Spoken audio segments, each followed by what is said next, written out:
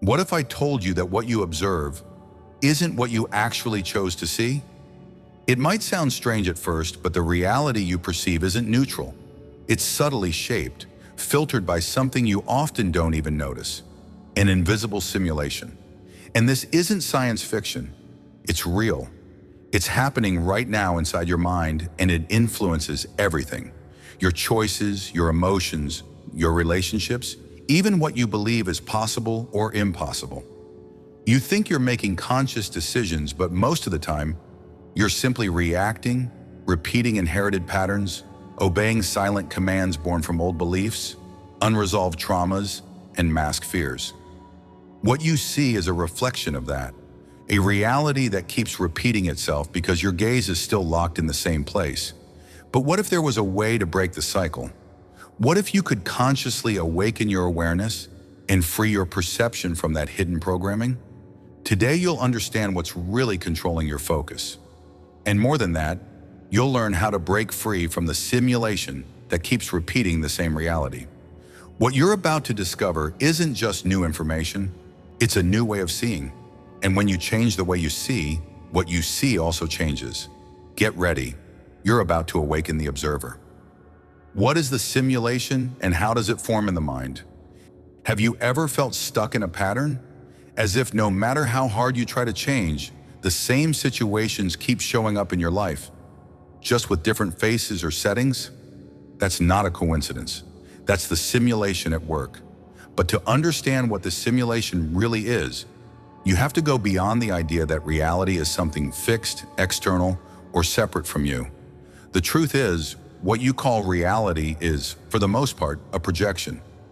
And the projector is your mind, more specifically, the vibrational content it holds. The simulation isn't an illusion created by machines like in the movies.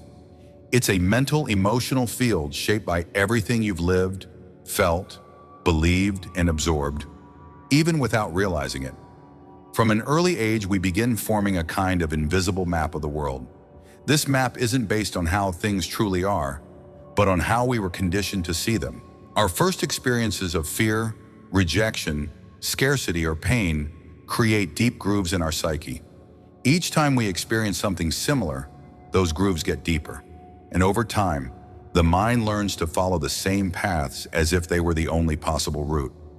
The simulation is the result of this repetitive process. It's born from a blend of old fears, inherited beliefs, many passed on from parents, culture, or religion, and emotional responses that have become so automatic you barely notice them. All of this creates a vibrational filter, a lens through which you begin to observe the world. And here's the most surprising part.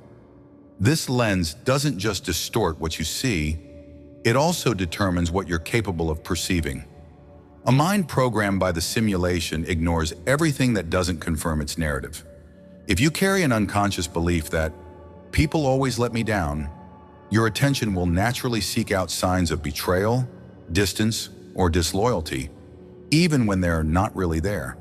What doesn't fit this view will simply be discarded without you even noticing. The simulation ends up directing your attention. And where your attention goes, your energy flows. And where your energy flows, that's the reality you create. You think you're seeing the world as it is, but you're actually seeing the world as you were programmed to see it. That's the key point. The simulation doesn't need effort to keep running. It's automatic. And that's exactly why it's so powerful. Because you don't even realize you're inside it. You call it life, fate, bad luck, or destiny, but none of it is random. Everything is being filtered through this invisible field, endlessly repeating old patterns you haven't updated. And here's what matters most. The simulation is not your enemy. It's just a reflection of your current consciousness. A reflection that can be redefined once you realize you're trapped within it. The reality you're living today is not final. It's simply a vibrational repetition. And what repeats can be interrupted. What's unconscious can be brought to light. And what you believe is just who you are might only be an echo of what you learned to be. When you understand how the simulation is formed, you begin to reclaim the power to observe it, and from there, to transform it. the invisible programming that controls your gaze. You could go an entire lifetime believing you're seeing things as they are, when in truth, you're only seeing the reflection of what you've been conditioned to expect. That's the nature of invisible programming. It doesn't shout, it doesn't impose, it doesn't feel foreign. It whispers quietly in your mind, with a voice so familiar you believe it's your own. But it's not. It's a collection of ideas, beliefs, and expectations planted over the years that now silently control how you view the world. This programming hides in the phrases you repeat without thinking. This will never work. Nothing ever changes for me. I always pick the wrong one. Things like that aren't for people like me. You say it, believe it, feel it, and view reality through that filter. Once those phrases become lenses, your gaze is no longer free. It's hypnotized, locked in a loop of confirmation where everything you see only reinforces what you already believe. And so the external world becomes an extension of your unexamined inner world. The mind has a curious mechanism. It seeks coherence. This means that once you accept a belief as truth, even unconsciously, it will do everything it can to find proof of it in your experience. And here's the most striking part. It will always find it, because what you observe isn't neutral. It's a selection made based on your mental and emotional vibration, and whatever doesn't match that pattern will either be ignored or interpreted in a way that fits what you already believe. Invisible programming isn't just in obvious thoughts. It's in the silences you don't notice, the automatic reactions you call just my way. It's in how you instantly judge someone, the tension you feel before trying something new, the way you give up before even starting. It's in the inner dialogue you don't even hear anymore, because it's become background noise. Think of how many opportunities you've missed because you looked at them through the lens of doubt. How many connections were sabotaged by a fear of rejection? How many paths you didn't even consider because your mind had already decided, that's not for me. Your gaze was hijacked, and what you don't see doesn't exist in your reality. The truth is, most people don't choose what they observe. They just keep seeing what they've always seen, feeling what they've always felt, reacting how they've always reacted. They call it fate, but it's just repetition. Invisible programming is like a script running in the background, guiding your focus toward predictable places. It creates a familiar world, yes, but also a limited one, shaped by outdated versions of who you used to be. Conscious vision gets replaced by conditioned vision, and in that moment, the observer loses the power to create. But here's the beautiful part. If your gaze was programmed, it can also be reprogrammed. If your mind learned to see a certain way, it can also learn to see differently. But the first step is realizing that you're not just looking, you're being led. And as long as that programming operates unnoticed, you'll keep living a reality you didn't truly choose. Not because you lack power, but because that power has been hidden beneath narratives you've accepted as truth. The observer loses power when hypnotized by the simulation. You are the observer of your reality. But what happens when the observer is asleep? When they no longer choose what they observe, but merely react to what seems inevitable? The answer is simple and profound. They lose their power. When your consciousness is hypnotized by the simulation, what you call the present is not truly the now. It's a subtle repetition of the past. The way you react, what you feel, what you believe, all of it is a consequence of how you were conditioned to see.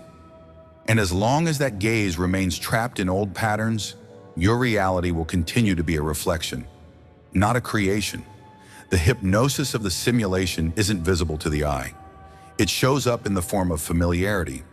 Everything that repeats, everything that feels normal, everything that no longer sparks questions.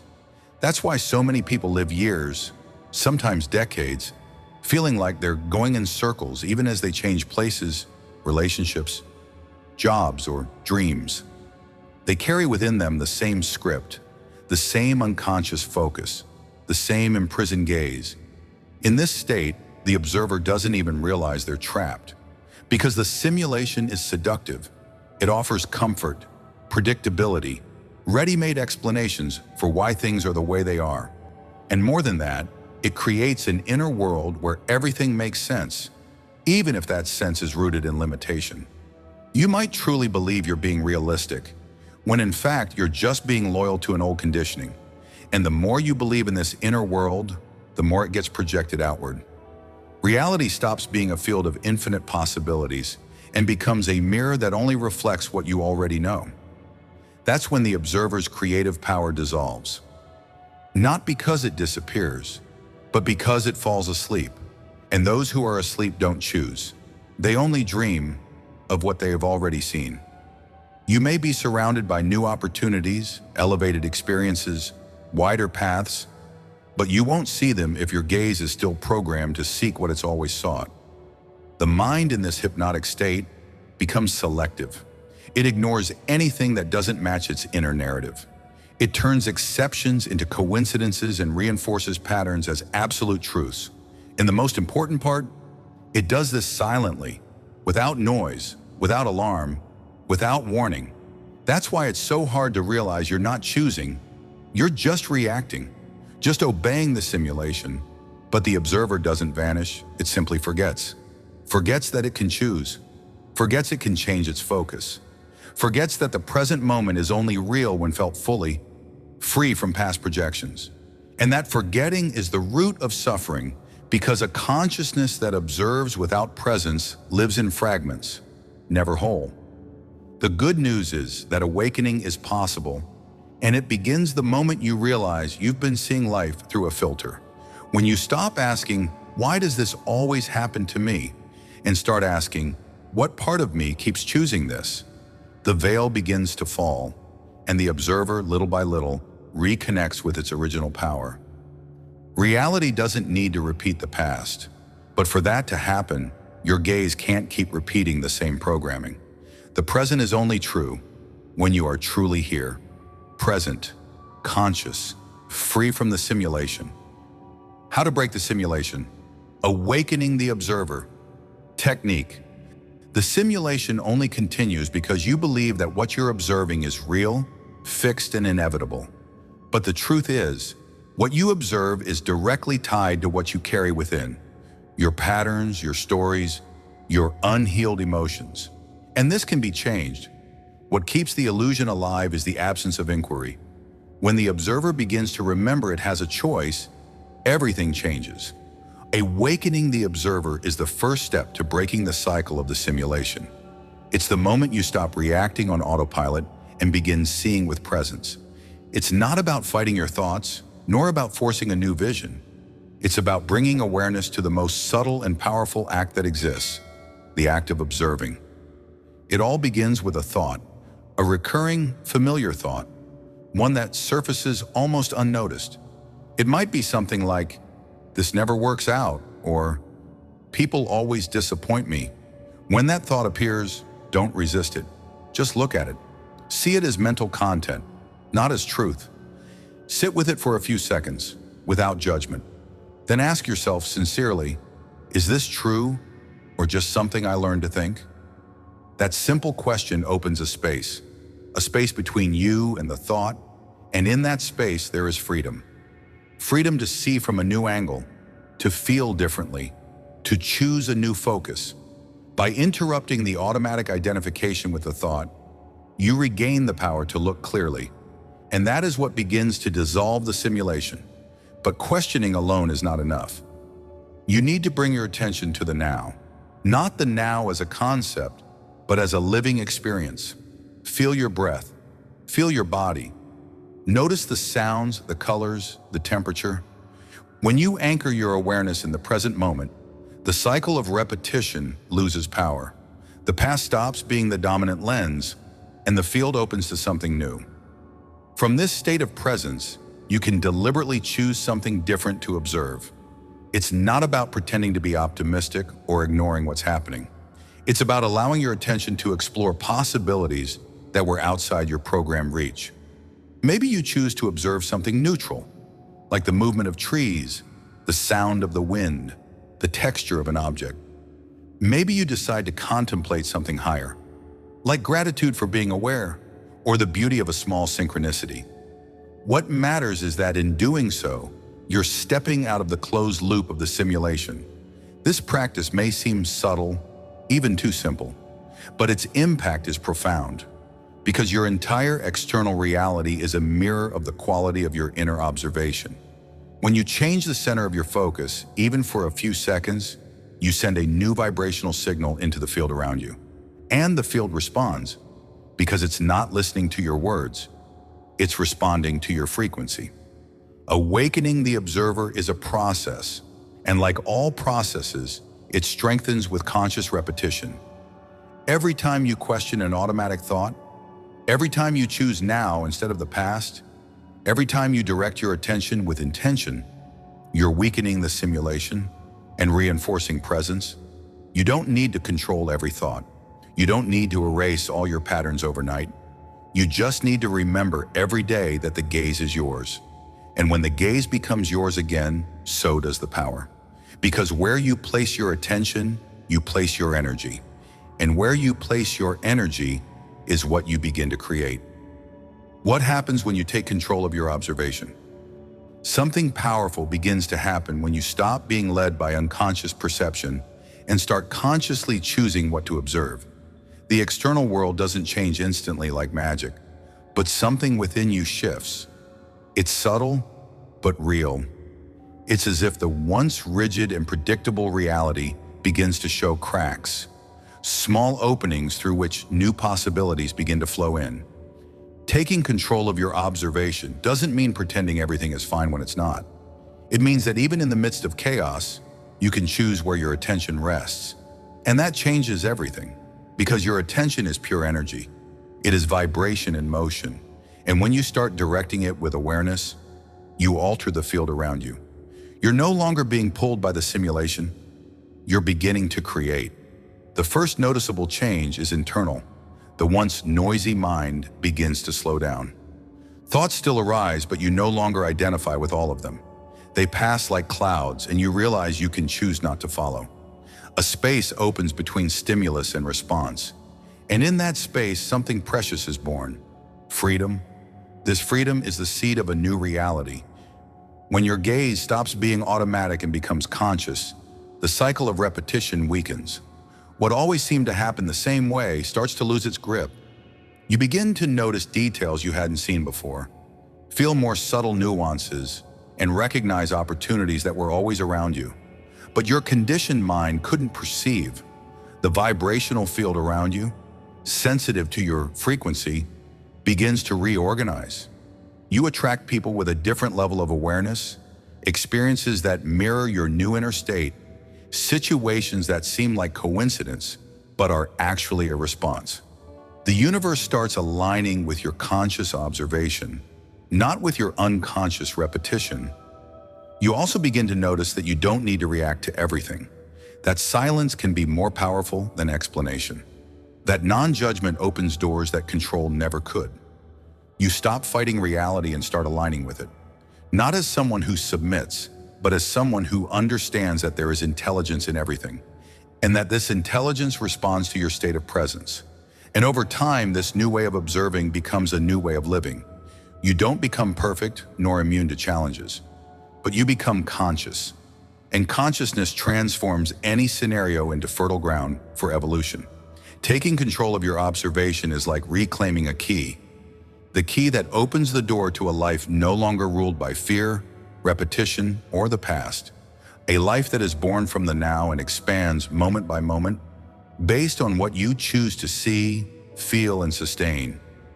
The reality that once seemed solid reveals what it has always been, a malleable mirror of your vibration. And you understand, maybe for the first time, that you were never trapped. You were just always looking in the same place. Freedom doesn't come from the outside. It begins the moment you choose what to see. And when you choose with awareness, the universe silently begins to reorganize around you. The quantum field only responds to conscious observation. Everything that exists is energy in different states of organization, including you, including your thoughts, including the reality you call external. Once you truly grasp this, something within you changes forever. You stop feeling separate from the world and begin to realize you're in constant dialogue with it. even if unconsciously. The quantum field is this invisible matrix of infinite possibilities, a vibrational ocean where everything that can happen already exists in potential form. It doesn't respond to what you wish for rationally. It doesn't react to your words or superficial intentions. It responds to what you actually sustain within yourself. Your vibration, your frequency, your state of consciousness. And this is where the role of the observer becomes sacred. Because the way you observe something, with fear, with presence, with judgment, with openness, determines the type of reality that collapses out of the field. The universe isn't punishing or rewarding anyone. It's simply mirroring, with precision, the vibration you emit at the moment of observation. You might wish for a different life, lighter, more prosperous, more expansive. But if you continue to observe everything through the eyes of doubt, scarcity, or fear of failure, that's what your vibration is feeding. It doesn't matter how much you want something. What matters is how you observe it, and with what quality of presence, intention, and energy you sustain that gaze. Quantum physics has long suggested that the simple presence of the observer affects the behavior of particles. But ancient spirituality knew this well before science, stating that anything you contemplate with a conscious heart begins to transform. Science and spirit meet here, in the recognition that the observer is not passive, the observer is a creator. When you begin observing your reality with more presence, with more neutrality, with more love and less judgment, something changes in the field. Possibilities that were once blocked begin to approach. Synchronicities become more evident. Doors that once seemed closed reveal they may never have been. Reality softens in response to your new vibrational state. And what's most fascinating, the more conscious you become, the more subtle your power becomes. You begin to realize that you don't always need to act to transform something. Sometimes all it takes is to look differently. When focus shifts, vibration shifts. And when vibration shifts, the field reorganizes. This doesn't mean you control everything.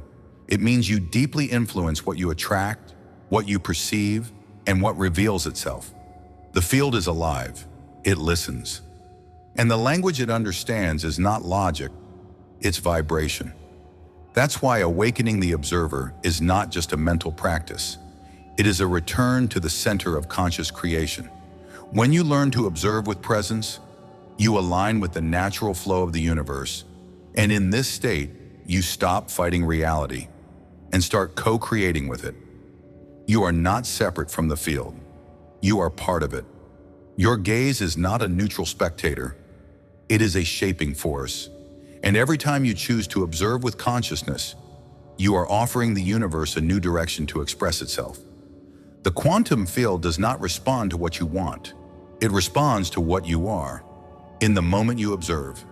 And that gives you a quiet but immense power to transform your reality through the simple and profound act of seeing with presence. We've reached the end of this journey, but perhaps the true transformation begins right here. You've discovered that much of what you call reality is actually a simulation, a subtle repetition of beliefs, fears, and unconscious patterns. You've realized that your gaze, when asleep, only reflects the past, but when awake, it becomes the key to a new present. The reality you live is programmed by what you observe without question, and so your greatest power lies in reclaiming awareness of your own gaze. So here's your challenge. For the next 24 hours, question everything you observe. Ask yourself with honesty, is this really what it is? Or is this just what I've been programmed to see? Because the simulation ends when the observer awakens.